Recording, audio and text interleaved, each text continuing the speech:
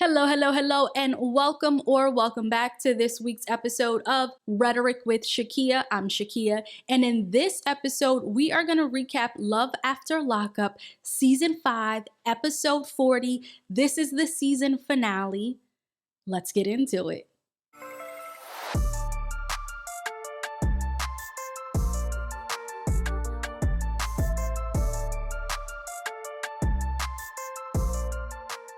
Okay, so first up, we have Bianca and Daniel. Now, you know we have been waiting all season for Daniel to be released, and finally, he's released. And once he makes his way through those prison gates, he sees Bianca. They hug, they kiss, they make out a little, they exchange I love yous, and he says that he is excited for what awaits him in the future. He is excited for what is in store for him. And Bianca says, well, she is excited to him. I'm like, okay, Bianca. He's talking about, future. And she's like, this quick future, okay? But anyway, so finally, after they make out, he gets to say hi to his family, finally, because they are also there. So he got to, hug his family, hug his mom, stepdad, cousin, all that. As Bianca and Daniel are talking to the camera, still in front of the gate, Bianca's like, oh, you have this stuff in your hair. Ooh, and I don't like it. And Daniel says, oh, it's confetti. Once you build a rapport and a relationship with the staff, they were essentially doing a warm send-off, even though he said welcome. And I'm like, well, no, sir, you're not coming in, you're leaving. So they were doing a little bit of a celebration as he exited the building. Okay, so Bianca and Daniel, they get in the car. They're heading over to the restaurant to meet up with Daniel's family. Before they go into the restaurant, because of course Bianca's like, does this mean you can't stay the night with me? Are you gonna have to go to the halfway house? So he calls his PO, and the PO says, well, come in tomorrow and we'll talk about it. And so she says, does this mean you can stay with me tonight? And he says, yeah, I got permission. I didn't hear that, but maybe, they didn't play the full conversation. All I heard was that the PO said, come in tomorrow and we can talk about whether or not you can be paroled to Bianca's house instead of going to the halfway house. So, but nonetheless, he said he got permission to stay over at Bianca's. So she was, of course, excited because she's ready to make it do what it do, okay, with him. So they head over to the restaurant. But before they go into the restaurant, we see Daniel, one of his confessional scenes, and he was essentially sharing how he ended up proposing to Bianca, or why rather.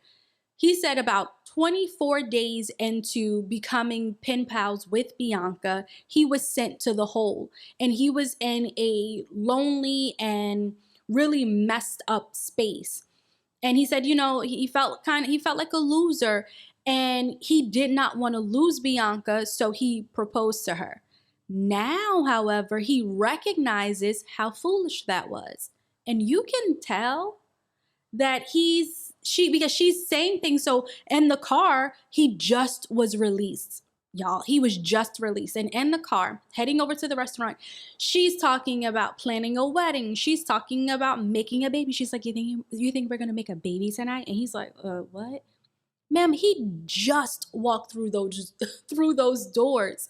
You think his top priority is let's get married and let's make a baby? No, I'm sure that's not what his top priorities are. So he recognizes that perhaps he moved a little too fast with her, and you can kind of see the wheels turning, like, maybe I should not go through with this.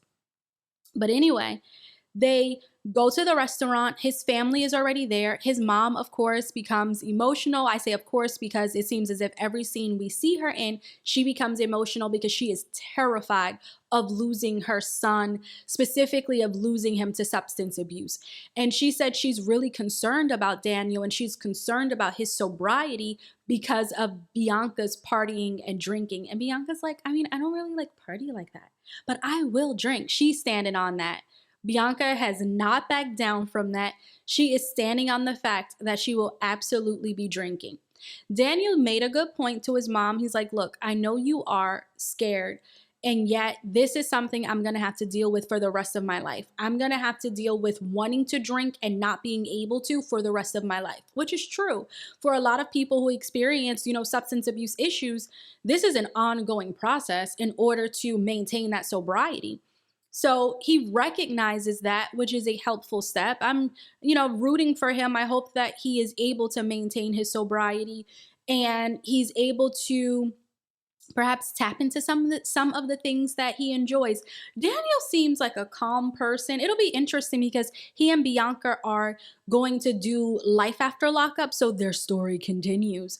And I want to see how Daniel is outside of prison because he seems very like mellow, very chill, and so I'm rooting for him. He seems like a decent enough guy. Bianca, on the other hand, again, she is really young. I said this in my last video. She is really young and it shows. And I'm rooting for Daniel. I hope that he does well. We'll see if Daniel is able to maintain his sobriety. We'll see if he and Bianca actually get married, if they follow through with the original plan, even though I don't think there was a time frame. But the way Bianca was talking, she is ready to be married like yesterday. So she's ready. Daniel does not seem to be ready. Again, we are going to continue to follow their story because they will be on Life After Lockup, and I will probably watch that because that trailer looked good. I'm not even gonna lie. I was like, oh, wait a second. I think I'm here for this. It looked entertaining. So we will definitely continue to follow their story and we'll see what happens with Daniel and Bianca. Next up, we have Troy and Zaria. Troy and Zaria, they are still at Karen's house. They're at the party, the welcome home party for Troy. And Troy finally gets to meet and hug little Troy, which is absolutely phenomenal.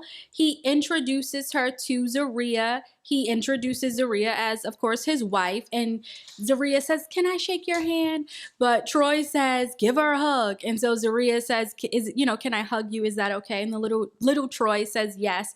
They hug.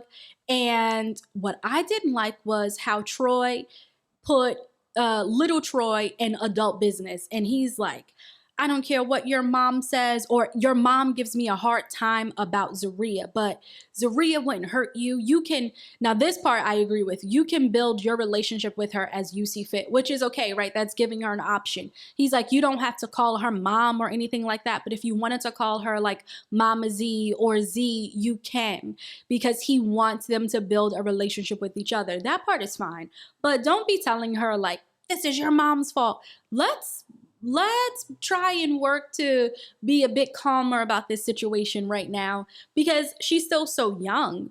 So they are all introduced. Zaria and little Troy are introduced to one another. They're talking. Zaria does let little Troy know that she is happy to finally meet her. She's been wanting to meet her for a long time and that she loves her dad a lot and that she would never hurt her and she would never hurt her or be mean to Jana, little Troy's mom. And so she lets her know that. She's trying to connect with her to the best of her ability in that moment. But then the camera pans over to Jana, who's standing there. She's just standing there with her little top on and sweatpants. She just standing there, okay? And she looking. And then Jana says to Karen, as Karen grabs her and they start walking up to the front of the house, Jana says to Karen that Zaria is aggravating. Jana didn't like that she says Troy forced little Troy to give Zaria a hug. And she's like, I told my daughter she doesn't have to talk to nobody. She didn't have to hug anybody. She doesn't have to be nice to anybody. Karen is like, look, Zaria asked. It was all good.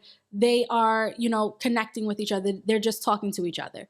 You can tell Jana feels some kind of way. And so during her confessional scene, when she's talking to the camera out front and in front of Karen's house, she's saying, look, as a woman, if you're entering into a situation with somebody who has a child, You should have made it your business to communicate with the mother of his child. She said, I give their relationship 60 days. It won't last. Jana, no, I disagree. And here's why. It was not Zaria's job to go out of her way and communicate with you. That's Troy's job, because Troy is her husband and Troy is your ex-partner and Troy is little Troy's father. That's his job to help build the gap or build the bridge, so to speak. That's his job. And it seems like that's what he's working to do. He might not be as effective at it just yet, but that's what he's working to that's what he's working to do. It's not Zaria's job. She doesn't know you. She doesn't know you, and maybe the energy wasn't really welcoming, and so she probably was like, nah. So that's something to consider. I didn't agree with that. I'm like, ma'am, no, that's not Zaria's job. Now down the line, of course, as she becomes more familiar with you, we all want to do our part. They all need to do their part in being respectful to each other, because there is a child involved. But these initial communications and introductions and whatnot, nope, that's Troy's job. And we know Troy was incarcerated, so it may not have happened when he and Zaria first got together, or even when they got married while he was in prison, because he was incarcerated. So I recognize it could have been difficult for him to actually foster these connections. And that's fine. Now here we are. Okay, cool. So Zaria says, look, I did not speak to Jana. She said, because if you know that somebody is going to be reactive, it's no point to have a conversation with them. She's like, she's probably not even going to be responsive to what I have to say. Yes, Zaria. Now keep that same energy when you're talking to Troy. And Troy, I need you to pay attention to what she said. If you know somebody is going to be reactive, perhaps it's best not to communicate with them in that moment. This reminds me of what we've been seeing thus far with Troy and Zaria, how Zaria has been so explosive, so reactive, seems, to have a difficult time controlling and managing her emotions. Why would we be communicating with her? Why would Troy be communicating with her? So yeah, I agree with that, Zaria. Troy, take note. When she's like that, don't communicate, because she's probably not going to be responsive. Give her some time, give her a minute or what have you. Let her go and regulate her emotions before trying to have an effective conversation with her. So, okay, yeah. Now, Zaria, apply what you said to yourself and your conversations and relationship with Troy. Troy eventually goes out front where Jana is. He talks to her and essentially he's like, look, the summertime is coming and I want to be able to take little Troy with me to Syracuse. Jana is like, absolutely not. I don't know that woman. She said that woman is a stranger. And she said you met her and you built a relationship with her while you were in prison. She was like, that's not real. Get to know her outside of prison. And I agree with that. Don't just be having folk around your kids. You get to know them. You make sure y'all are good. You make sure they are decent and safe and protective and all of that before you have these people around your kids. And this goes both ways. Because for Jana and for little Troy, Zaria is a stranger. Listen, that makes sense to me. What are your thoughts? That makes sense to me. So Troy's like, okay, we're going to work on that. We're going to build from here. Let's build. Everybody be able to get together, be able to be cordial around one another. Nobody has to be best friends, but again, a child is involved and we want a healthy relationship, co-parenting dynamic. So that is going to require a level of maturity from everybody. Jana says to Troy, she says, look, I want to see him happy and prosper because I know who you can be. She says this to him. I want to see you happy and prosper because I know who you can be. She also lets us know that since Troy has been out of jail, she has reached out, they have talked, and that they have a tight relationship. Because again, she said he was her first love. So they have this bond. But of course, it's no surprise that they talked since he was released. To me, it wasn't, at least the way the show is filmed, you know, the way it's filmed and cut and all of that. Because it's like, how does she know all this information? Unless Karen was feeding her the information and then everybody wanted to pretend that that wasn't happening because this is what was going on with production. I don't know, because I don't trust nothing in these shows because they are shows. But if we go based off of what we just see says, oh, she has information.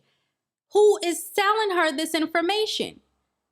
It would be Troy, unless it's Karen. But otherwise, if it's not Karen, it's Troy. So that didn't come as a surprise.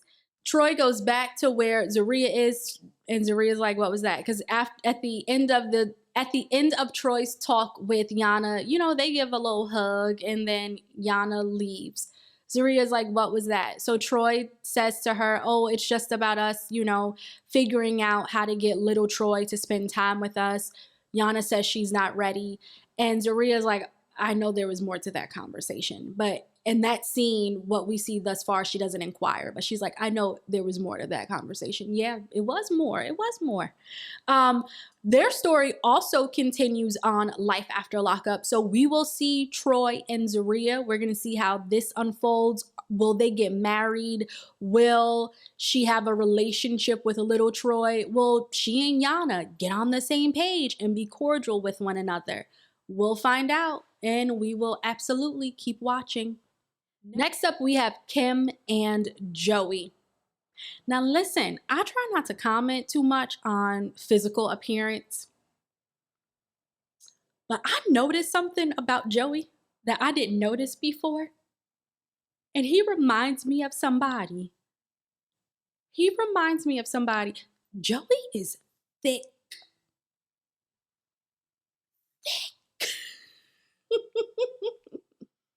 When the camera like showed a full, what is it called? Full shot of him, I was like, that's Joey. Because I haven't seen a full thing, a full shot. I've only seen like, you know, hair up. I was like, okay, all right, Joey. So anyway, when we see Joey, he is standing, waiting around for his ex-girlfriend to show up. Because he wants to speak with his ex. He said he needed closure. He said this is the ex who ruined him for relationships, and that he won't, however, lie or cheat on Kimberly. All right, Joey. He sent his ex-girlfriend multiple text messages. He shows us. I'm like, that's not a flex. This lady did not respond. She didn't respond. And eventually, or what we see is that she does not show up. And he stays there for I think about an hour waiting for her. He suspects that he sees her, but the car pulls off. Nobody comes out. She doesn't show. They don't have the conversation that he was hoping to have. And you could tell there was a level of maybe surprise, disappointment, because he's like, wait, she didn't come for me. I think he was trying to wrap his mind around the fact that she didn't show up. So Joey, he eventually drives back home to Kim, and he recognizes that he overreacted by calling off their engagement party. So once he gets back home, he says to Kim, all right, we're just going to have the party. People are already coming. We're just going to have the party. Sir, change your energy. Be happy to have this party with me. Be happy to officially announce our engagement and celebrate this with our family and friends. Don't just be like, okay, well, I guess we're going to have the party. Excuse me. I want you to want this too. Because if you don't want this too, then maybe we shouldn't be doing this. We just going to have the engagement party. And of course, Kim goes along with it. She does question, why are they riding over there in separate cars? I'm like, yeah. Because he says, okay, we're going to take different cars. And she says, why? Why? But they take different cars. They both arrive at the place. They change into their clothes. They get ready to party. People are showing up. They're getting into the vibe of things. And then Tatum shows up. Who is Tatum? Okay, if you don't remember, Tatum is Kim's cousin. Why is this significant other than the fact that she's Kim's cousin? Because she used to date Joey when they were young. It was about 20 something years ago. But she used to date Joey. And when she dated Joey, Joey cheated on her with who? With Kim. Kim just told her this information like 2 episodes ago. So Tatum arrives, and this is the first time that she sees Kim and Joey together. And she's like, I don't like this. This makes me uncomfortable. She's like, he's going to cheat on her. So now she's all upset and she's beside herself. And she says to Kim, I need to talk to you about something. I'm upset. I need to talk to you about something. Kim is like, oh my God, what happened? She goes, let's go over here. Let's sit down. Kim is like, girl, what is going on? Right? So everybody, what is going on? I'm watching it and I'm like, what happened? What did Joey do? Because it must be something about Joey if she's having that type of reaction at their engagement party. What did Joey do? Girl, she said Joey winked at her in the parking lot. He winked at me. And I'm like, maybe there's something in their backstory that would explain why she is this level of upset. And she was like, I felt icky. Okay, because you probably don't want some guy who you don't want winking at you. I get that part. But like the level of reaction she had, it felt a bit much to me.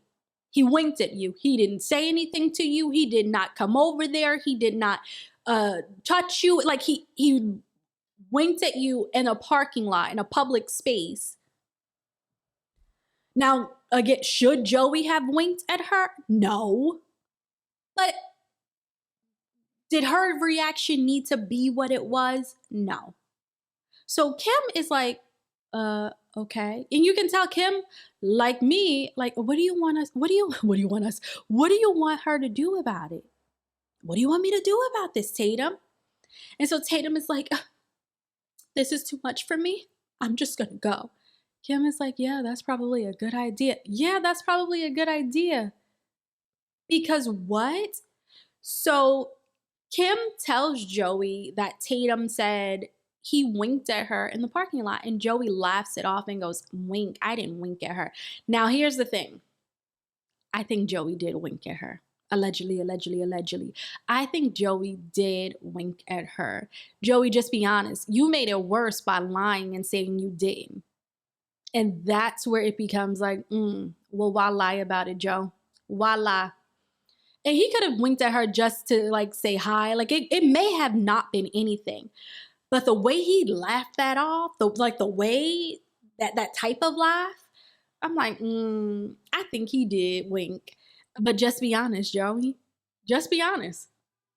So we'll see if Kim and Joey actually get married. At the end of this episode, I believe it said they were planning their wedding, the same as Zaria and Troy planning their wedding. Joey and Kim will be on the upcoming season of Life After Lockup, so we will continue to see their story. We will see what else unfolds with Tatum. Was there something else that they didn't show? Was there something else that she left out? Will she attend their wedding if they in fact go through with it? Because you know Joey on thin ice. I don't know. The way he moves is just a little sneaky and selfish. I'm still feeling some kind of way at the fact that he bought rims when he was just supposed to get tires. And he bought those rims with her money. So we'll see what happens with Kim and Joey again on the upcoming season of Life After Lockup. Okay, next up we have True and Shante. So, Shante finally meets Peppa, and she sees Peppa's home because remember, this is where True is going to complete his house arrest, okay? This is where he's going to be paroled to. So, she sees his home. There's a lot of wood paneling. It looks a little older, but Peppa's house looks clean. And what I didn't like was, when we're going to fast forward now, I'm going to fast forward some things. What I didn't like was Shante saying to her friend on the phone, and yeah, he at this trap house or whatever. And I'm like, don't do that, because that lady's house doesn't even look like that. That's not okay. But this is because she was upset with True. She said True was cheating on her, and she found out True was cheating on her because he was on the phone with somebody. He like, yeah, I'm about to drop her off right now. And she's like, well, who are you on the phone with? And he's, of course, being evasive and whatnot. And so she apparently heard bits and pieces of a conversation. So now, fast forward, she's saying she's done. But she drives to give him the rest of his clothes that's still in her car. And then when she's there, she's just still sitting. And she's like on the phone with her best friend. Because I would just leave. Because I would leave and I'm changing my number and I'm going to be done. But she didn't pull off. It took her a minute to pull off. She was still waiting. She went up, gave Troy his stuff. First he peeking through the door. Then he eventually comes out into the porch. And because I guess he can't come off the porch. I don't know. Because at that time he was on house arrest. And he's like, he goes, who you on the phone with telling my business to? And she says, it's her best friend. I can't remember her name right now. It's her best friend. And he like, see? So he looks at the camera. He's talking to, I guess, the camera producers. And he's saying, see? She finna be my baby mama. She ain't going nowhere. Sir. So did you do the dirt that she said you did or nah? But he's like, she ain't going nowhere. So at this point, Shante is back in her car. She's still on her phone talking to her best friend about what's going on. And True is trying to talk to her. And she was like, nah, I'm done. I'm not doing this or whatever. And he says, see, I just want you to know you did this. And she's like, what? What did I do to you? And he's like, you did this. You ain't trying to come up here and give me no hug or nothing. You did this. Sir? What? After she calls you out for cheating, you want her to get out the car and be all lovey-dovey with you? And you're not admitting to anything in that moment. You're not being honest. You're just gaslighting her. And she's able to recognize that. She goes, he's gaslighting. He's the biggest gaslighter. Oh my God. So eventually True says to her, again, he's still on the porch. She's in the car with the window rolled down. And he's like, don't come to me crying later. Like, if you leave, don't come to me crying later. And he was like, remember, these yo actions. What, sir? What? That takes balls to say. After you done did some dirt. Eventually, Shante pulls off, okay? Eventually, she leaves. But I'm like, girl, why didn't you leave sooner? Why didn't you leave sooner? So at the end of this episode, True in his confessional admits to cheating, but he will not provide any details. And he's like, nah, you don't really talk about that part. He say some slick stuff. So why didn't you say that to Shante? And I wonder at what point did he tell her? Because obviously this is going to air. So I wonder at what point did he tell her? Now, typically, I don't follow what happens with people outside of the show. I only watch the show. I did, however, come across the fact that they're still together. I don't think they're going to be on Life After Lockup. They weren't in the trailer. They didn't mention it at the end of the episode.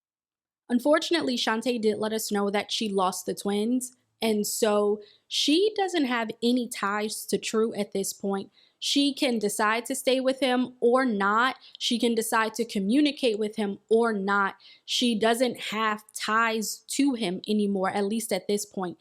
Like I said, I did do some digging because I got curious, and it looks like they are still together. So I am thinking that I'm going to do a separate episode, and I'm going to talk about some of the couples and where they are now, so to speak, because some of it is interesting to me. And some of it is interesting. So we're going to fast forward a little bit to Letitia and Keith. Girl, Letitia was arrested for theft. So when I saw that, I did a little digging. So again, I'll put that in a separate episode. But Letitia was arrested for theft. She will not be moving from her hometown anytime soon because she can't. Because she is facing charges. She is facing up to 5 years. Letitia! Girl! What happened? And what's going to happen with your kids if you go away? I know the oldest has a relationship with her dad, and so, okay, but what about your youngest? I don't know. And this is all alleged. At the time of the recording of this episode, she has not been convicted of anything. However, according to Love After Lockup, in credits, Homegirl was arrested and then eventually bailed out. But she was arrested, and at the time of their last episode of Love After Lockup, she is facing about 5 years. What? I didn't know. So, yeah, I'm going to do a follow up episode because this is interesting to me. And we're going to talk a little bit about that. Now, speaking of follow ups and whatnot, we are going to jump to Hope and Arthur. Every video that I've done talking about this, I said I am rooting for Arthur, and I am. And I was. Whew. I am so disappointed, though. So, okay. As this episode wraps, he and Hope are leaving the restaurant. He's like, you didn't really defend me. What was that about? Also, her granddad made this like dramatic moment happen where he's like, get up, I gotta ask you a question. Arthur goes over there and he's like, he whispers in his ear, were you ever in a gang? Arthur's like, nah, no, sir. And he goes, oh, okay. And then he walks over. I'm like, sir, that's the question? That's the question. I thought it was gonna be something else. Were you in the gang? Are you in the gang? Okay, sir. It was very dramatic. It was just very dramatic. So, okay, then again, they leave. Hope and Arthur are together. He questions Hope, like, why didn't you defend me? She's like, look, you had to defend yourself. You show that you are masculine. You show that you can handle yourself. And he's like, well, first of all, I'm not that kind of guy. Like, I'm just not a masculine guy. And he was like, but it is what it is. Right now, you're not my wife. You're not my fiance. You're my girlfriend. And they are going to work to build toward those other titles. But fast forward, because does any of that even matter? No, it doesn't. Why? Because Arthur got arrested too. Arthur got arrested. He is facing felony charges. Now, I was a little nosy, like, wait, what happened with Arthur? So I looked into that too. I'm going to do a follow-up because we're going to talk a little bit about Arthur. And I did read up on what was going on. I'm still rooting for Arthur. Say what you want. I'm still rooting for him. There are some people who you can see they want to do better. They just struggle with it. Now, this doesn't mean that Hope need to be with him. Or that, somebody need to go out there and be with him. Arthur need to focus on himself. Arthur needs to be by himself, focus on himself, focus on his mental health, focus on his healing, and go after, his goals and dreams and whatnot. But I was just so disappointed, at the fact that he is facing jail time. And it's sad because before the end credits let us know that he unfortunately was arrested, he said, I never want to go back to prison. I never want to put myself in that position again. And now here he is. He's in that position. Oh, Arthur, I'm rooting for you. I am. I want Arthur to find like a really great mentor. I think that would be helpful for him. A great male mentor who can be a positive role model in his life for the here and now. I want that for him. Same thing with Troy. I want Troy to have a great positive male role model too. I want that for Troy. Oh, you know who I didn't talk about? Christine and Julian. Christine. How can I forget Christine and Julian? Christine was so nervous to go up on stage. She finally goes on stage because remember, she was doing her stand-up comedy routine. Oh man, it just felt so awkward. Her timing was off. Her cadence was off. She wasn't doing a great job storytelling. It wasn't the best, but that's okay because this was her first try. So we don't expect it to be the best. She did have a heckler in the audience and she didn't know how to handle that. And you could tell it threw her off her game. And she eventually walks off the stage and she got in that car and she says, take me home to Julian, because he did show up to be supportive of her. He did show up. And she wanted to go though. She's like, I gotta get the fuck out of here. I'm never doing this again. I can't believe this, that effing guy. So she was really disappointed and frustrated. Then we see the next day comes and she's calmed down a bit. She's, expresses the fact that she was disappointed. She's thankful and grateful that Julian showed up. She said, he's really supportive of her. All the things opposite of what she was saying in the last episode. But she said that he was really supportive of her, and she's still looking to build with him because, she's like, he's a really great guy. She did mention, she let us know a little bit about her childhood, just a little bit. She was saying that she didn't really know what dreams and aspirations look like growing up, and that she just wanted someone to love. She wanted someone to love her. And whatever dreams and aspirations she did have, she kept them to herself. Oh, Christine, don't give up on your dreams, girlie. She says she does want a future with Julian. Julian, at the time, during the end credits of the show, it says Julian was still looking for work. Christine did meet Julian's dad virtually. She finally met Julian's dad. It was important for Christine to meet some of Julian's people, right? Friends and family. So she was able to meet his dad virtually. So that seems like a step in a positive direction for the two of them in terms of continuing their relationship with each other and building a life with one another. She said she's not going to give up on her comedy career, which is great. Again, that was her first show. It was not going to be perfect. This is something she can absolutely learn from, and she can do it again and keep improving. That's a tough job, right? Like, that's tough to make a room full of people laugh. So of course there are going to be moments where we just suck at some of the things we try for the first time because we never did them before. And that's absolutely okay. So, I hope that she, as I said before, she continues to move forward in a healthy direction. I hope that she maintains her sobriety as well. I hope that she has a plan for that. She gets one and she acts on that plan to maintain the sobriety. It doesn't look like they will be returning for Life After Lockup. So we will see what's going on with Julian and Christine. Maybe I'll do some digging and I'll include them on a future episode when I talk about what this cast is up to. Hopefully we don't find out anything negative about her, okay, in terms of going back to prison like some other folk getting charged with stuff. All right, so that concludes this particular recap. We will do this again for Life After Lockup. Also, if you're interested in other shows, please let me know.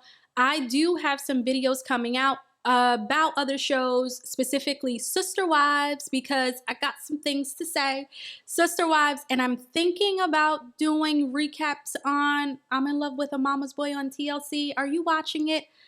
Sometimes I gotta just turn that crap off. But if you are watching it and you do want recaps on it, please let me know. I would love to hear from you. Let me know what you thought about this season of Love After Lockup, season 5. Let me know what your thoughts are in the comments. Thank you so much for hanging out with me. I appreciate you. I'm so glad you're here.